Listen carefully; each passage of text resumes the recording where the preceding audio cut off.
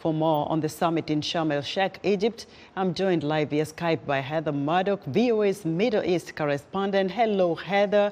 Multiple issues discussed on Tuesday, but what really stood out today?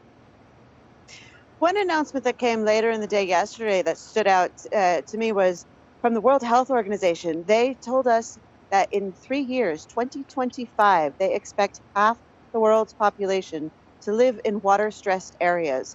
So that's a sobering announcement and speaks to how urgent most of these issues are. Um, Also, a lot of the talk was today about hammering out a deal. There are nearly 200 countries here that have different competing interests and needs, and they have an incredibly thorny issue on the table.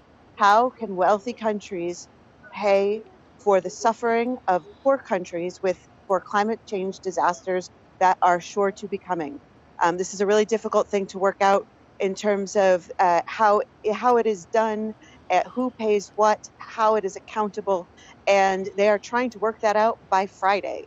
And there's already talks that the discussions may go on through the weekend as well. Heather, we've seen multiple groups of people protesting, although the Egyptian government didn't want any protesters anywhere near the summit. But there are other things that people are looking at, and these are, factual things that you probably have also witnessed there. What are some of the climate change impacts that you're seeing in Egypt? Yes, Egypt itself is suffering from climate change disasters that are seen on a global scale. For instance, the sea levels rising. Egypt's second city, Alexandria, on the north coast, is suffering from rising sea levels. There are already hundreds of people have been displaced, having to move from the coast in recent years, and it is expected by 2050, much of that city might be underwater.